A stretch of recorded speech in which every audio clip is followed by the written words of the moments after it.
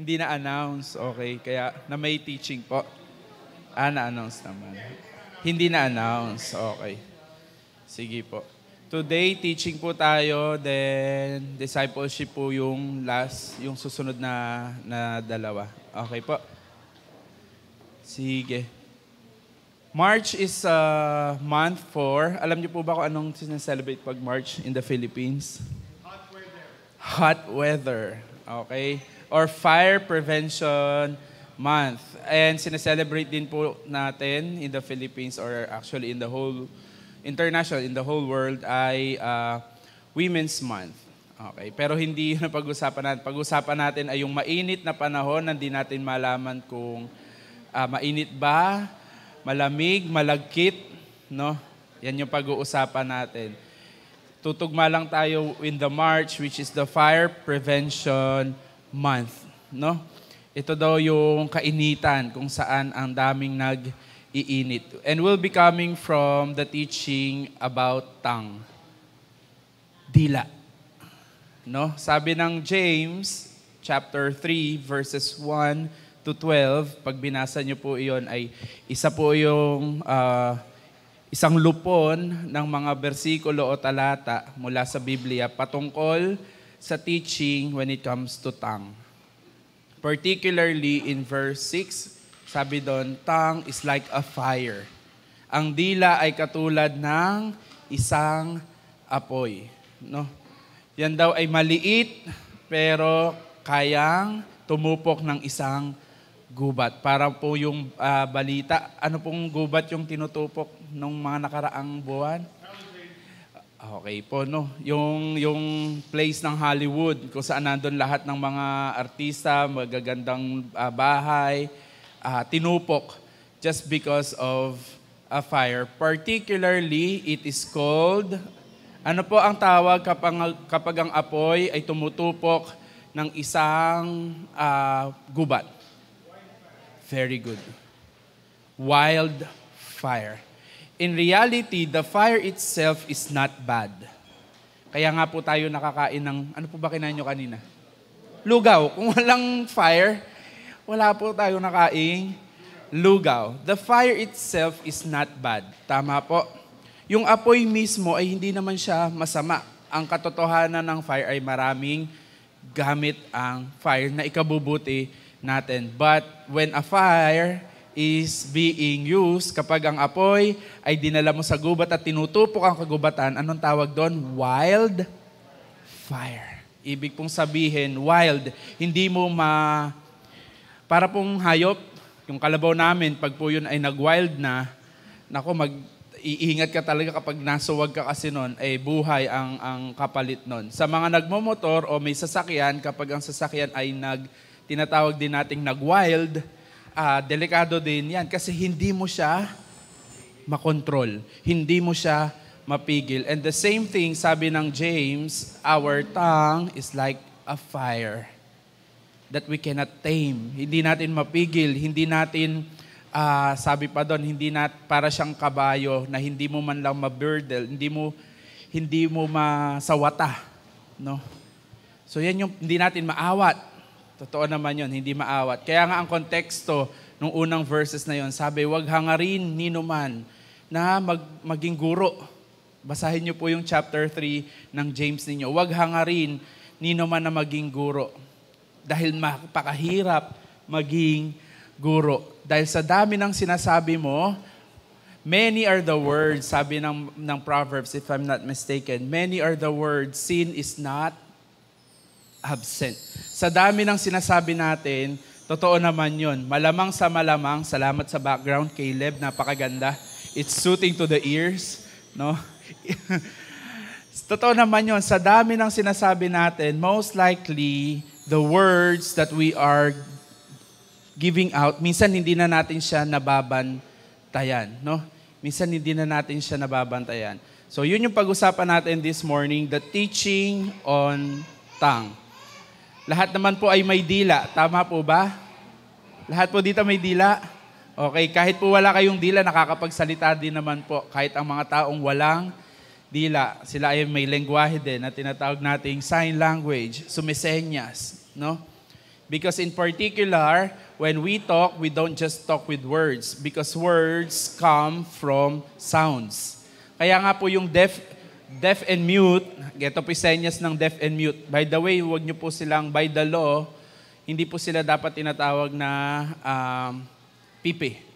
Kasi ano po yun, nakaka-offend. By law, they should not be called pipi.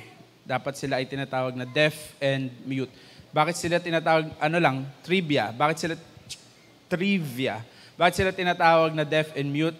Most likely po kasi ang tao, kapag po siya ay pipi, siya din po ay bingi.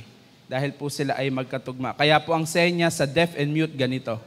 Yan, deaf and mute. Yan po yung totoong sign language ng deaf and mute. Okay? So, yon. Konting, background when it comes to sign language.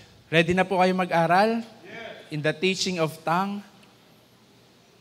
Naku na ba? Ready na po? Teaching of tongue? Okay, no? Kasi lahat po tayo talagang dapat paalalahanan. Lahat, as in lahat, tayo dapat ay mapaalalahanan when it comes to this teaching. Let's pray. Father, we thank you that we are gathered once more. And as we gather, we pray that our hearts will also be gathered in one intention. And that is to learn from your very word. The intention to sit down at your feet, Lord. To sit down and listen to your very words. Your words that will bring light, life, and even will guide us on how we should be living this life as your children. As your children who will give glory unto your name. Holy Spirit, guide us. In Jesus' name we pray. Amen, amen. We'll be reading, basa po tayo in James chapter 3 para po hindi tayo maligaw. So please have your Bible. We'll read in James chapter 3, verses 1 to 12. Para makuha po natin yung ating pinag-uusapan. Say amen kung nandun na po kayo. Wala pa? James chapter 3. Santiago, kabanata 3, mga talata 1 hanggang 12. Amen, nandun na po? Amen. So meron na. Babasa po ako in ESV. Verse 1, not many of you should become teachers, my brothers, for you know that we who teach will be judged with greater strictness. Hindi po sinasabi na wag hangaring maging guro. Or hindi naman sinasabi na bawal maging guro. Ang sinasabi lang ay meron lang warning, no? Sabi, baka akala nyo masarap maging guro. No, hindi masarap maging guro. 'Yun ang gustong sabihin nung nagsasalita. Not many of you should become teachers, lalo kung hindi 'yun ang calling mo. Huwag ipilit kung hindi naman talaga 'yun yung calling mo. The warning is why? Because we will be judged with greater strictness. In general, lahat po tayo at the end will be judged. Lahat po tayo ay hahantong sa moment that we will all be judged. Pero grabe itong verse na to, no? Sabi, greater strictness. Kumbaga mas matindi yung strictness nung pagja-judge. Kumbaga may pamantayan. Ito yung pamantayan nung hindi teacher. Ito yung pamantayan nung teacher. Magkaiba. Greater than strict. Yes po, no? Yung strictness. Tuloy po natin yung pagbasa. For we all stumble in many ways, and if anyone does not stumble in what he says, he is a perfect man, all able to bridle his whole body. If we put bits into the mouths of horses so that they obey us, we guide their whole bodies as well. Sabi nga, pag pinasimple, yung kabayo, kung gusto mo siyang mapasunod, simple lang yung gagawin mo. No, lagyan mo lang siya ng parang makakain dyan o titingnan, susunod na yung buong katawan niya. Now, magkakaroon na ng konteksto. Sabi dito, yung maliit nating dila, ganun din, hindi daw natin mapasunod. By the way, alam nyo yung dila natin, hindi lang yan ganyang kalit. In science, pag hinatak nyo po yung pinakadila talaga natin, ang haba po niya. Okay, nakakain na po ba kayo ng dila ng baboy? Dila ng baka? Okay, yung lengwa. Pag nakita nyo po, hindi naman siya ganito lang, di ba? Pag binili nyo po sa palengke, ang haba po niya. Kasi ang dila natin, it's not only what we see here, it is connected up until here. Ganon po yung dila natin. Now, let's continue reading. Look at the ships also. Though they are so large and are driven by strong winds, they are guided by a very small rudder, whether the will of the pilots or pilot directs. Yung pong propeller in another term. Sino po ang nakasakay na ng bangka? Kahit bangka man lang. Ayan, bangka. Barko. Nakasakay na pong barko. Ayan. Ang laki-laki po ng barko, ang laki-laki ng bangka, no? Pero alam nyo po, pag tiningnan nyo sa ilalim yon, yung timon nun, in Tagalog, kung nabasa nyo, yung timon, or in English, propeller, ganyan lang halos. Yung niya, pangkanan, pangkaliwa, ganun lang po kaliit. Pero ang laki po nung sasakyan, nung bangka, nung barko. Ganon din daw po yung dila. Ang liit, parang propeller, pero kayang direksyonan ang isang ship. Okay? Puro po ito mga metaphorical statements. Inihahalin tulad yung dila. Tuloy po natin. Verse 5, so also the tongue is a small member, yet it boasts of great things. How great a forest is set ablaze by such a small fire. And the tongue is a fire, a world of unrighteousness. The tongue is set among our members, staining the whole body. Grabe yung term, no? Staining the whole body. Minamantsahan yung buong katawan, no? Dila. Dila lang po yung pinag-uusapan. And set on fire by hell. For every kind of beast and bird, of reptile and sea creature can be tamed and has been tamed by mankind. But no human being can tame the tongue. So sabi nga, yun na nga simple, yung kalabaw namin. Yung pong kalabaw, pag po nilagyan nyo yun ng tinatawag nilang tungi, yung pong nilalagay na dito sa ilong, kasi po ang ilong nila ay, yung parang katulad ng ilong natin, pero yun, bubutasin dito, tapos lalagyan ng tungi, tapos lalagyan po yun ng lubid para po mapasunod yung kalabaw. Kalabaw is a wild beast. Okay? Yun. Para alam natin, no? Pag yun po hindi nilagyan tungi, talagang magwa-wild po yun. Pero sabi nung verse, yung mga wild animal, napapa-tame daw natin. At napatame. Dalawa po yung verb na ginamit. Sabi, for every kind of reptile can be tamed, kayang paamuhin, at napaamo. Take note of the verb, has been tamed, ibig sabihin nagawa. Nagawa. Pero sabi, no one, but no human being can tame the tongue. So, ang grabe yung description, no?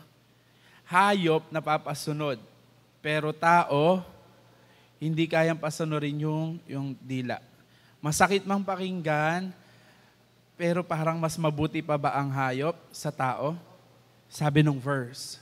Now, I'm just asking question. I'm not telling it that tayo yon. Pero if we go deeper to the verse, parang ang sakit talagang sabihin na mabuti pa yung hayop sa akin. Buti pa yung hayop, kayang pasunurin, pero ako, no, it's so sharp. Ang sharp po ng salita ng Diyos. But I do believe even the Word of God, even if it is a double-edged sword, that it will penetrate my whole being, it will bring me to life. So yun yung encouragement ko din sa ating lahat na kahit nasusugatan tayo ngayon, nitong mga binabasa natin, tayo, as in tayong lahat. Pero I hope na it will bring us back to life. Tuloy po natin yung pagbasa. But no human being can tame the tongue. It is a restless evil. Grabe, hindi doon napapahinga. It's a restless evil, full of deadly poison. With it, we bless our Lord and our Father, and with it, we curse people who are made in the likeness of God. Masakit ulit, no?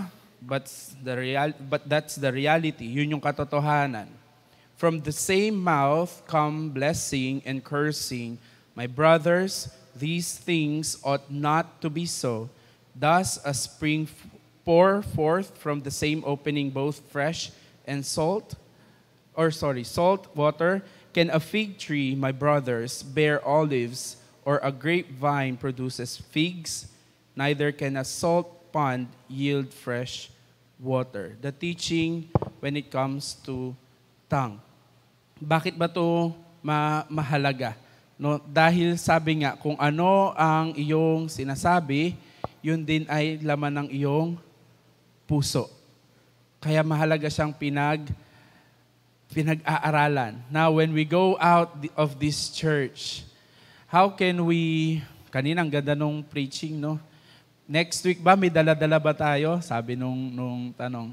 How can we attract and how can we let somebody join us kung hindi natin natitame yung dila natin? It's so hard, no? Mahirap po 'yon. Parang halimbawa ganito. May gusto ako magtrabaho sa school namin. Tapos, pero every time na magkikita kami, halimbawa po teacher kayo. Tapos every time magkaibigan tayo, every time na nagkikita tayo, ang kwento ko sa iyo, napakahirap sa namin eh. Ang daming trabaho, tapos ang tapos ang superior mo pa, si Sir Arnold, tapos ang dami. No? Tapos, natapos siya ng pag-aaral, teacher din siya. Sa tingin nyo, he would love to apply sa school namin? Hindi. No? Definitely, hindi. The same thing, if we are also in this church, pero paglabas natin, we're also telling things about the church. We're talking about not the church, not only the physical church, ha? We're talking about the church.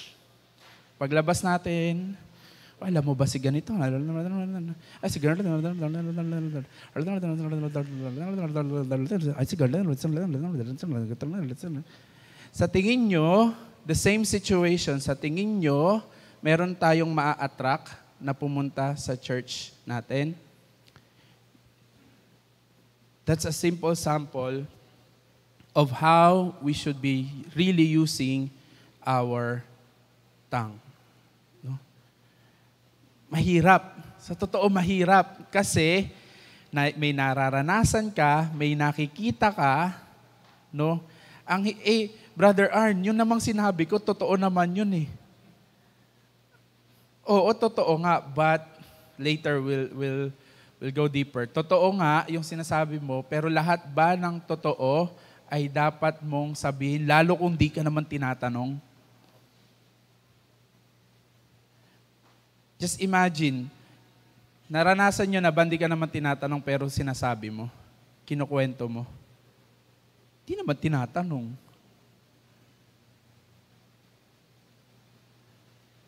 We're giving out a lot of information where in fact, hindi naman tinatanong sa atin. Ang hirap manahimik nung ating bibig. Okay? Now, I'll give you some points when it comes to words. Ano bang dapat mga binabantayan when it comes to words? First, thesaurus. When we say thesaurus, the meaning of thesaurus means treasury of words. Ibig sabihin, treasure.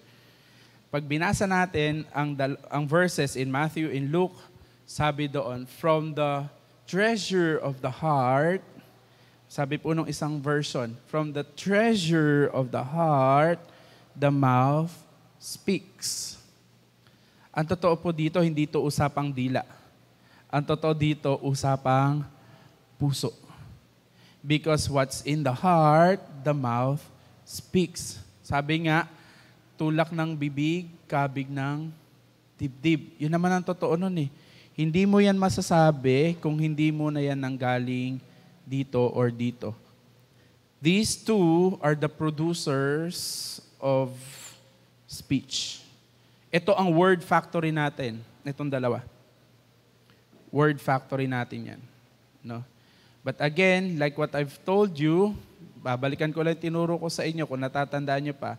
Entry points ng dalawang to. Ano po entry points ng dalawang to? Ito, at saka ito. Kung anong nakikita, kung anong naririnig, most of the time, pupunta yan dito, no? Entry points. Ano pinagkaiba nito? Ito po ay yung mindset mo. Kung ano yung mindset mo, kung ano yung values, pinapahalagahan nito, kung ano yung standard nito, puproduce niyan. Ito, anong pinoproduce nito? Emotions. Pag yung emosyon mo, mali, diba? Pag tayo, yung emosyon natin sa anak natin, gano'n na mapoproduce niyan.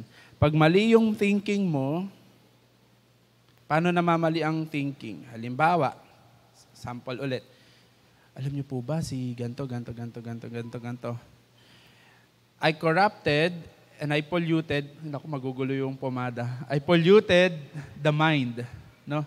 Na-pollute ko yung mind niya na hindi pa naman niya kilala yung, halimbawa lang, no? Hindi pa niya kilala o lubos na kilala o kilala man niya, pero dahil may finid ako sa kanya, ay yung feeding ko sa kanya ay hindi clean, na-pollute yung isip niya, stained, no, corrupted.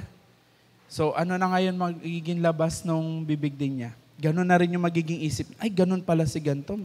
Mangungutang, di nagbabayad. Ay, ganito pala si ano. Kasi sabi, that's how we produce words. Word factory. Ito yung factory, ito yung nilalabas. Anong product? Yun yung tanong. Anong product? Ito yung factory, ito yung product. Pero saan pumapasok yung mga raw materials? Dito. Nag-get niyo po yung illustration? Magpo-produce ako ng teddy bear. So kailangan ko ng mga pang-stuff inside. Bulak, kailangan ko ng body, mata. Yun yung raw materials, papasok dito. Then dito ipoproduce, saka ilalabas. Are we getting the illustration? Ganyan po siya katrabaho. Ganyan siya kahirap ayusin. Hindi usapang dila. Ang totoo, usapang puso. Ano na yung tinetreasure nung puso na to? Ano na yung iniisip nitong isip na to when it comes to a situation, a condition, or a person? Di na talaga yan magbabago. Mindset mo yan. So sasabihin ng bibig mo, di ka na talaga magbabago. Okay? Pag offended yung puso, hurting yung puso, yung emosyon niyan, di ba? Yung emosyon niyan, lalabas dito. Sabi nga nung statement, no? When emotion is high, intelligence is low. Sabi nung aming pinag-uusapan devotion in the school. When emotion is high, intelligence is low. Totoo naman. Pag hindi mo yan napigil, kung ano-ano na lang yung sasabihin mo. To the point na, pag kailangan mo nang bawiin yung sinabi mo, ang hirap nang bawiin. Sobrang hirap na pong bawiin pag na-release ang salita. Maaaring makapag-sorry ka, pero damage has been done already. Mahirap po yun. Again, pang sa ating lahat po ito. Especially kung kayo po ay may asawa, especially kung kayo ay may anak, or kahit hindi yon, special lang. Pero if you are relating to a person, kailangan natin tong teaching na to. At lahat naman po tayo nakikipag-relate. Walang taong hindi nakikipag-relate. No? Kahit nga hayop, nakikipag-relate ka eh. Puwisit na pusa to. Dahil lang kinain yung ulam mo, yun na yung sinabi nung bibig mo sa pusa. Just imagine pusa. No, kinakausap natin. Again, kung tayo po ay nasasaktan sa mga naririnig natin ngayon, kabilang ako, that's fine. Ibig sabihin ay gising at buhay po tayong lahat. Okay? Now, going back to my point, thesaurus. When we say thesaurus, it's a treasury of words. Marami pong tao, marami po tayo, aminin man natin o hindi, kaya po tayo minsan kapos when it comes to words kasi kapos yung dictionary natin. Kapos yung thesaurus natin. Kapos yung treasury of words. Okay, pasimplihin pa natin. Bakit ka na naman late? No? Yun yung term mo. Bakit ka na naman late? May judgment agad dun sa statement. Tama? Tama po ba? May judgment na naman sa statement. Kung papagandahin niyo po yung salita, paano niyo papagandahin? Sige nga.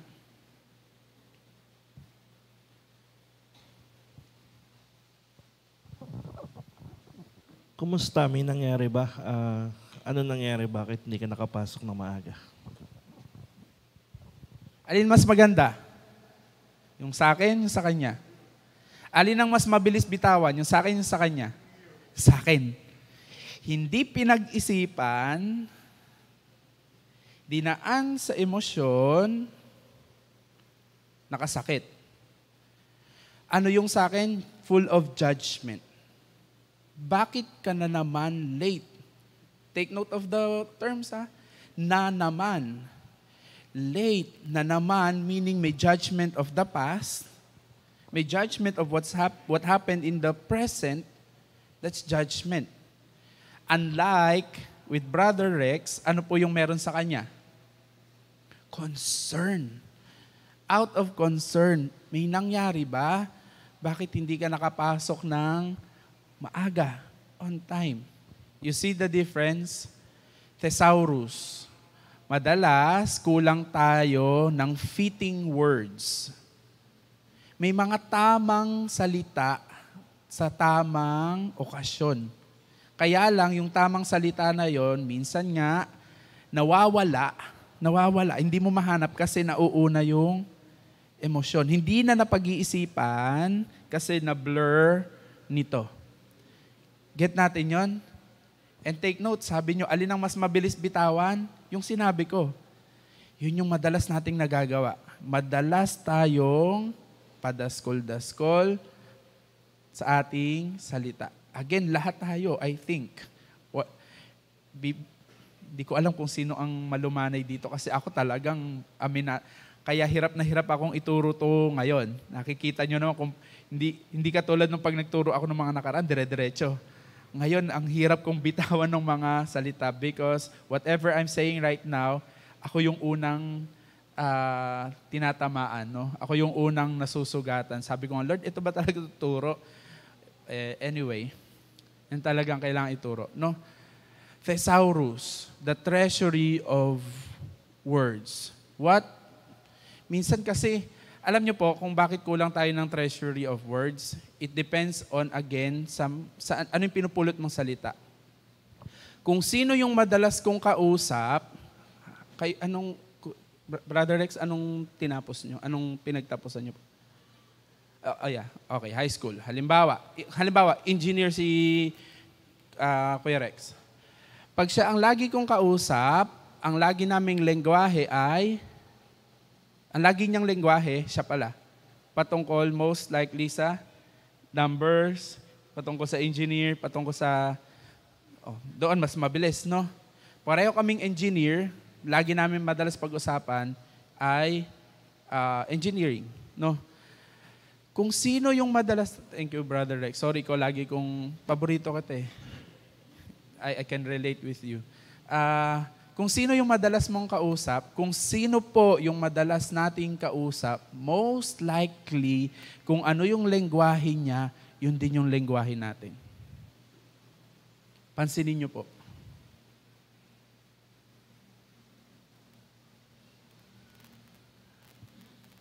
Yun yung treasure of words natin, treasury. Okay? Kung sino yung madalas mong kausap, kasi remember, yan yung entrance. Kung sino yung madalas mong kausap, ano yung madalas mong marinig na salita, yun din yung masasabi mo. Let me tell you if it is true or not. Mga bata. Si Gabe, nagulat ako, hay nako, may ganun na siya. Hay nako. Siyempre, sa niya maririnig yon. No, sa amin, ako po particularly, ako yung nagsasalita nun. Hay nako, gulat ako minsan, sabi niya, hay nako, kuhang-kuha, no? Kuhang-kuha. Kaya po, sabi ko, we really need to be triple extra careful, lalo sa bata. Kopyang-kopya po talaga. Kopyang-kopya yung salita, kopyang-kopya pati yung tono. And going to the next point is tone. Una po, ano po? Thesaurus. Okay? Yung diction. Pag sinabing diction, dictionary. Minsan kasi namamali tayo. Ba't ganyan yung diction mo? Akala natin when it comes to diction, yung tone, no.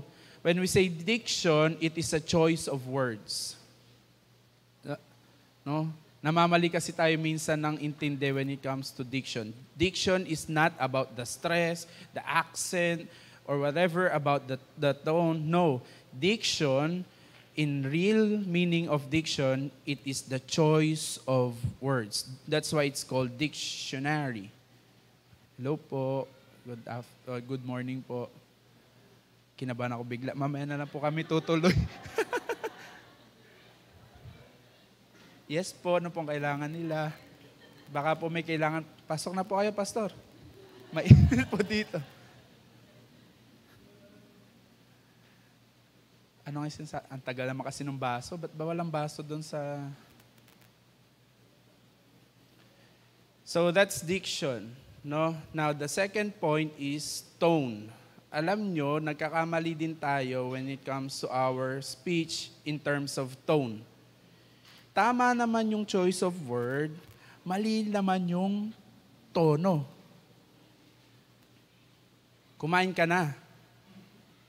Yung palang gustong sabihin, patanong, kumain ka na? Yung pala, akala niya, galit, kumain ka na. Yung pala, ang gustong sabihin, kumain ka na? Ang dami pong miscommunication, ang dami pong relasyon na nasisira just because of the tone. Just because of the tone. Kaya nga po, pag po kayo ay magchat-chat, may ka-text, huwag nyo pong bibigyan ng tono. Ayan, mamaya pupuntahan natin yan, yung capital letters, yung mga nagchat-chat na walang question mark pero naghihintay ng sagot. Gigila-gigila, no? Walang question mark yung chat pero naghihintay ng sagot. Going back, marami pong relasyon ang nasisira just because of the tone. No? Just because of the tone. Communication is very important in relationship. Bigyan ko po ng sample. Meron daw mag-asawa, magde-date sila for a long time of period, hindi sila nakapag-date. No? So nag-date sila. Tapos, pumunta sila sa paborito nilang kainan ng ice cream, bilihan ng ice cream. And then bumili. Tapos, bababayad na yung lalaki. Sabi ng lalaki, 50 pesos na pala yung ice cream? Sister Cathy, kung ikaw yung ganon, anong mararamdaman mo? Sabi ni Brother Rex, 50 pesos na pala yung Anong mararamdaman mo? Wala, maiinis ka ba? Matutuwa? Kakainin mo pa ba yung ice cream? Kakainin naman. Kakainin naman. No? Pero sabi po doon sa kwento, hindi na tumuloy kumain yung babae, iniwan yung lalaki, just because of that statement. Why? Kasi yung communication nila hindi magka-level. Yung level of communication nung lalaki is just about the ice cream na tumaas. Si babae, ang communication, level of communication na niya is relational. Dati kasi 20 lang yung ice cream, ngayon 30 na. Si babae, relational na yung communication niya. Halagang 30 pesos lang pala ako. Ganun na agad yung communication nila. Hindi magkatugma. Naget nyo po? Dahil lang magkaiba ng line of tone, hindi naman yun yung gustong sabihin ni Brother Rex eh. Hindi naman yun. Ang gusto lang niya sabihin, nagulat ako. Ganito na pala yung presyo. Pero ang dating kay babae, hindi mo ako maibili, 50 pesos. Dahil lang sa 30 pesos na pagtaas ng ice cream, ganon agad. Are we getting the point? Marami din po tayong ganong communication na pag inaral natin, I don't know, please assess personally yourself. Lalo yung mga panahon na nag-away kayo nung kausap mo. No? Maaaring dahil lang sa tono, kaya kayo hindi nagkatagpo. Kaya we really need to be extra careful with tone. Importante po yun.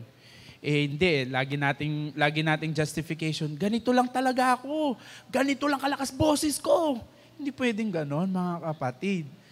Kasi pag laging ganon yung boses mo at walang rendition, walang rhythm, laging galit, mahirap yun. There should be coming to a point na dapat may distinction ang boses mo kapag seryoso, kapag masaya, kapag galit, dapat may distinction siya. Or else, lagi kayong magkakaroon ng miscommunication. Get po natin yung point? Lagi ko sinasample sa inyo sa loob ng classroom.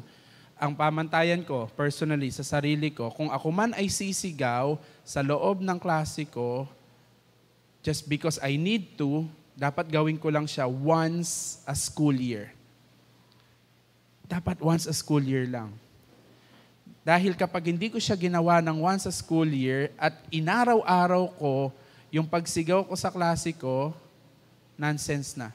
Hindi na nila alam kung kailan ako galit, kailan ako seryoso, kailan ako nakikipagtawanan sa kanila. Na-get nyo po yun? That's why, mga kapatid, tone is very important. Iba-iba po yun. Ang statement natin in English, there are different statements. Like declarative. Kumain na ako. Declarative. Okay? We also have interrogative. Kumain ka na? Interrogative, to interrogate or to ask question. Okay? Imperative. Kumain ka na? Okay? Kumain ka. That's imperative. Utos. Okay? Ano pa isa? Naku, nakalimutan ko yung English ko. Imperative, declarative, interrogative, exclamatory or yung exclamation, yung may galit talaga, no? Yung fire. So, yun. Pag sinabi mong may maniniwala, fire, may maniniwala ba sa'yo? Di ba? Wala. That's why the same thing is true with our tone. Kapag mali ang tono mo, walang maniniwala sa'yo. Hindi ka rin papakinggan. Kaya pag ang bata, pag sinabi mong, that's bad, pero tinawanan mo, hindi niya paniniwala ang that's bad. Kaya nga pag sabi, ang turo, pag mga bata, pag sinasaway mo yung bata, make sure that you have a serious tone of voice plus a serious face. Hindi pwedeng yung tono mo ay firm, pero yung tinatawanan mo siya. May gano'n kasi tayo, di ba? Minsan nakakatawa yung bata.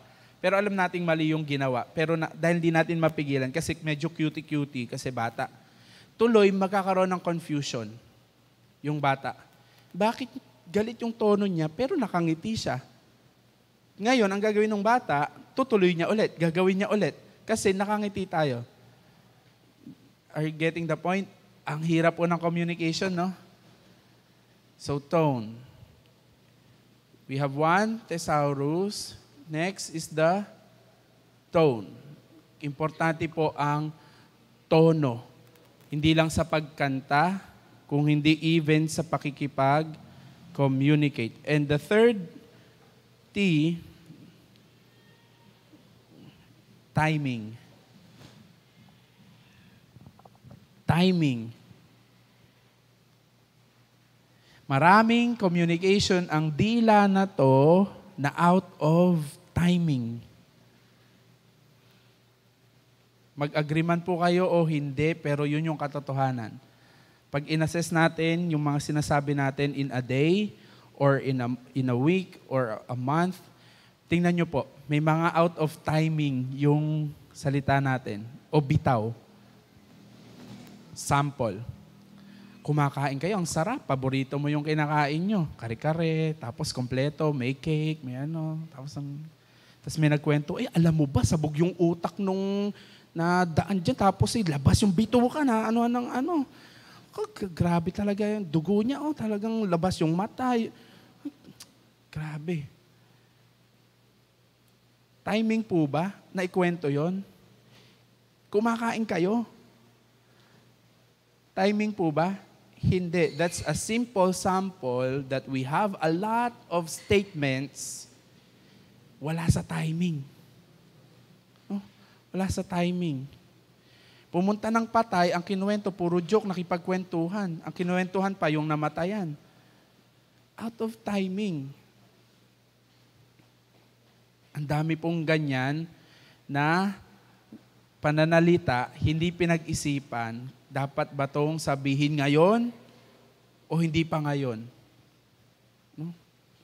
Sa mag-asawa, gutom na yung asawa mo, kakarating lang, tapos ang kwento mo pa ay problema agad. Hindi pa nakakaupo. Out of timing.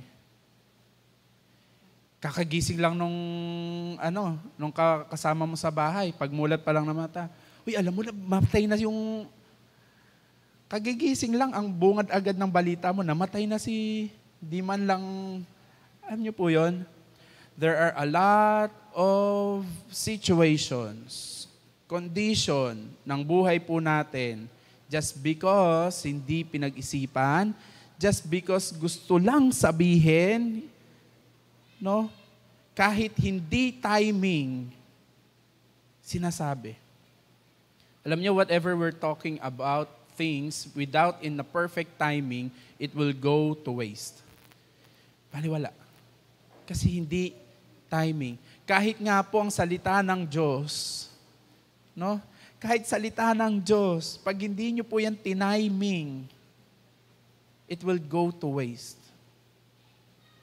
Brother Arn, sabi ng salita ng Diyos, di ba? Walang anumang salita niya na napakawalan ay babalik sa kanya ng hindi natupad yung purpose. Definitely yes. Pero binibigyan po tayo ng talino ng Diyos that even the Word of God should be handled carefully and it should be released in perfect timing para hindi po nasasayang. No, hindi po nasasayang. Alam niyo po ba ang isang taong may problema, hindi na niyan kailangan, lalo nagkamali. Halimbawa ako, na-scam ako. Tapos, ang na-scam sa akin ay malaki-laking pera, milyon. Hindi ko na kailangan ng sermon. Kasi, di ka nag-iisip. Pumato lang. Hindi ko na kailangan yon. Yun lang nagoyo ako ay malaki ng pasakit sa akin para sermonan mo pa ako. Hindi ko rin napapakinggan yun. wala ding dating sa akin yun. Hindi din nagpe-penetrate sa akin yun. Ang magiging tingin ko pa sa'yo, you're not concerned of my situation, of me. Ang magiging tingin ko pa sa'yo, walang puso. That's what happened to the friends of Job. If you will read your Bible, ilan po ang kaibigan ni Job? Ilan po? Apat po yung kaibigan niya. Ang si Elihu. Yung pinaka may sense. Okay? Actually, 5 yung kaibigan niya. Best friend niya yung asawa niya. Pinaka walang sense. Sorry. Hindi, di ba dapat ang asawa mo should be your best friend? So, anyway. 4 po yung kaibigan niya. Yung 3 kaibigan ni Job, ang lagi pang sabi, aminin mo na kasi, may kasalanan ka. Sabihin mo na sa Diyos, bla bla bla bla bla bla bla. Yun po yung 3. But read your Job story. Only Elihu, sit silently with Job. Sit silently with Job. Walang sinabing kahit ano, hindi agad-agad nagsalita. Nagsalita din definitely. Pero hindi siya agad-agad nagsalita. But he sat down with Job. He grieved with Job.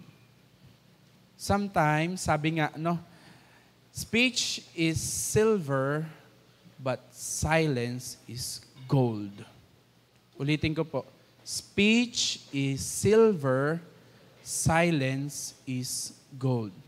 Sometimes, you just need to be quiet. No? You just need to be quiet. Because that's the right timing para hindi ka magsalita. And it's beneficial. It's gold. Alin ba mas valuable? Silver or gold? Gold. Diba? Most of the time, we are just giving out silver. Silver. Minsan nga ay tingga lang. Yung nire-release natin, no? Tingga. Walang value. Walang value. But sometimes kung nanahimik ka, no, it is so precious that it becomes gold to the person. No? Pag yung asawa mo, ang daming sinabi, wag mong sabayan. Quiet ka lang. Bakit? Kasi pag sinabayan mo din yan, di rin naman makikinig eh. Bakit? Yung ingay niya, nabibingin na siya sa sarili niyang ingay. Hindi ka rin niya maririnig. No? Yung nanay mo, tatay mo, pag yan, huwag ka nang sumabay, huwag ka nang sumagot. Dudugo bibig mo. Lalo ko ang nanay mo, nanay ko. No? Huwag ka nang sumagot. Be silent. Sabi nga, alam niyo po ba, bakit yung mga nagger, nag ng nag? Kasi yung mga ninanag, ayaw sumunod agad. Tiklopin mo na yung ano mo. Sabi ko na sa'yo, hindi pa tinitiklop mo na. Kung tiniklop mo yan, titigil na yan. Lalo kung tiniklop mo tas ginanon mo sa mukha niya. Ha? Many people are nagging because we're not doing what they are nagging of. Timing is very important. Okay po. So si Job, yun yung sample natin when it comes to being silent. And even Jesus would not always talk. Jesus will not always talk. Jesus loves solitude. Jesus loves silence. Lalo, yung ministry niya is really releasing. At tingnan niyo po, Jesus will never release words that the Father is not telling him to release.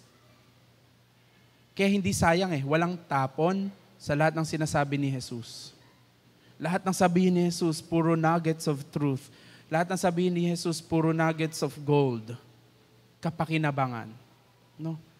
Kapakinabangan. Now, I'll be ending. Sorry, sinagad ko yung almost an hour. We'll be ending in a verse in Proverbs. I'll not get my phone. In Proverbs, if I'm not mistaken, it says there, "For death and life is in the power of tongue." May kapangyarihan ang bawat isa sa atin. No? May kapangyarihan niyang maghatid ng kamatayan o ng buhay. Halimbawa, nag-away kayo, mag-asawa. Pag ang sinabi ko, ay oo, ganyan nga, hiwalayan mo na yan. Am I giving out words that will bring them back to life or to death? Hindi, di ba? Death. That's why kailangan source tayo. Be careful. Because what we are speaking of, it's either will kill or heal relationship. I'm really particularly saying relationship. Because communication is a vital element of relationship. Pag walang komunikasyon, walang relasyon. So anong dapat kong maging gawin? I need to be a source of mediation, reconciliation. Hindi, baka naman, nag-usap na ba kayo? Kinausap mo na ba siya? Kailan ba kayo huling nag-date? Naku po, 2 taon na pala kayong hindi nag-date, kaya... Are you getting the point? Christians, Matthew 5, we are children of God, and ang sabi ng Matthew 5, we are peace makers. Dapat ang salita natin ay naghahatid ng buhay, nagme-mediate, nagre-reconcile. Because you have the power. May kapangyarihan ka. And how are you using that power? Sabi ng salita ng Diyos, again, death and life is in the power of tongue. Whoever speaks it will eat its fruit. Bawat salita po natin ay tanim. Bawat salita natin ay tanim. Here's my statement with that. Whatever we confess, it will manifest. Ulitin ko.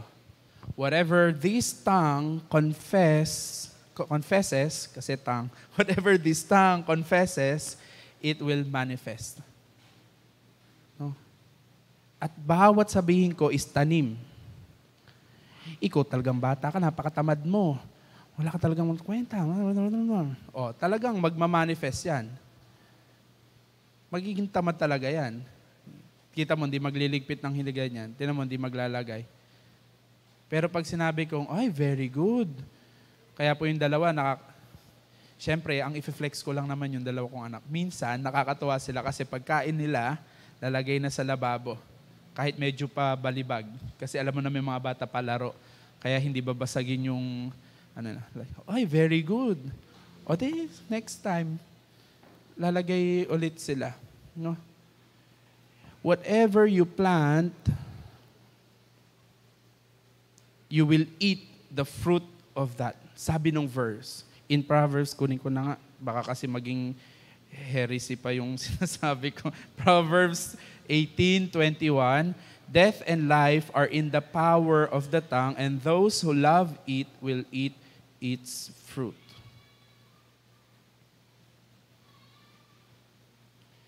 So again, whatever we confess, it will manifest. Whatever we confess, that is spirit. Spirit. Kasi nakikita nyo po ba hininga nyo? Nakikita nyo po ba hininga nyo? Hindi, makikita. Alam nyo paano nyo makikita hininga nyo? Tapos may hininga nga. No? No, but reality, hininga is a spirit. Kaya nga hiningahan tayo ng Diyos. That spirit. Whatever we confess will manifest. Magkaroon ng liwanag. Yung liwanag is the manifestation of what God said. Correct? Yung light, that's physical. Are you getting my point? We have the power in the spirit that it will happen in the physical. It will happen in the physical. That's why the Word of God says, let it be done here on earth as it is in heaven. Ang daming mga anak ng Diyos, hindi ginagamit yung kapangyarihan. That's spiritual, and it will manifest. Hi! Flan na buhay na to. Lunes na naman. Ikaw talagang bata ka. Hay, itong church na to talagang whatever we confess, it will manifest. In a joke statement of that, whatever we confess, there is marites. Ay, ikala ko na-get nyo po. Whatever. Kaya ingat din po tayo, no? Whatever we confess, there's a waiting marites. Ay, alam mo ba, sabi ni... My end statement, are my words giving warmth or harm? Pag ba kinausap ko yung asawa ko, nawa-warm ba siya sa sinasabi ko? Nape-praise ba o harm? Ano ba naman tong sinigang na to? Hindi nga yan sinigang. Paksiw yan. No? Pag ba kinausap ko yung anak ko, it gives warm or harm? Dinudurog ba yung puso ng anak ko? Kapag ba kausap ko yung ka-churchmate ko, nawa-warm ba siya? O harm? Na-offend? Ayaw na mag-church? The teaching about tongue. Napakarami pong teaching na sinasabi ng ang Biblia when it comes to tongue. Especially read your Proverbs. Sobrang dami. Sobrang dami po ng patungkol sa Proverbs. And James. Read your James. Read James. Ang dami din po. Sabi, 3 S. Be swift to listen, slow to speak, and slow to anger. No? Ang dami po patungkol sa salita. No? Ang dami po. Now again, my end statement. Am I a source of warmth or harm? Are my words source of harm or warm? Remember, to conclude, remember, fire is not bad at all. Ang apoy ay hindi masama talaga. Kung paano mo siya gamitin, doon lang siya magiging masama. Kung yung apoy na yan, ginamit mo pang sindi ng sigarilyo, masama nga yan. No? Pero kung yung apoy na yan, ginamit mo na pang sindi ng kandila, dahil brown out at magkakaroon ng liwanag, mabuti yan. You have the power. I have the power. The church has the power. Anong ginagawa ng church sa power na yan? Last 3 minutes, tanong po, kasi discipleship na po yung susunod natin. I'll be giving module. Magpapaproduce, sinasabi ko na ahead ngayon kay Ate Beth. Pinaparinig ko sa madlang people. I'll send module po. Magpuproduce ang church na module. So, gastos po yun. Taga-produce din si Ate Beth. Tanong po. Tanong. Hindi malinaw? Malinaw po.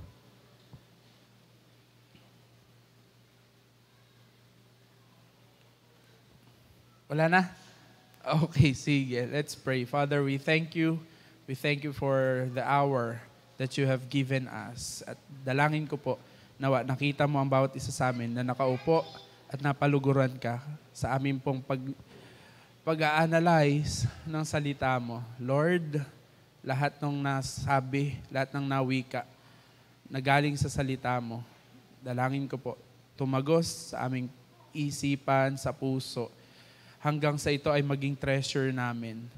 To the point that when we share our words, ito ay magiging makabuluhan sa makakapakinig sa amin. Lord, teach us to tame our tongue. Lord, teach us to have the right thesaurus. Teach us to have the right tone. Teach us, God, to release words in the perfect timing, Lord God. Especially kami na tao na nakikipag-relate. Especially kami na may iba't ibang relasyon. I pray, God, teach us your ways kung paano namin gagamitin itong kapangyarihan na to, itong makapangyarihan na biyaya mo sa amin. Animals cannot speak. Any other creature cannot speak, but we are the only creation that you have given the power of speech. God, I pray, teach us to be wise in using this power for your glory bilang mga anak mo. Teach the church, God. Teach Gios, God, on how to use this power. In Jesus' name we pray. Amen, amen. God bless everyone.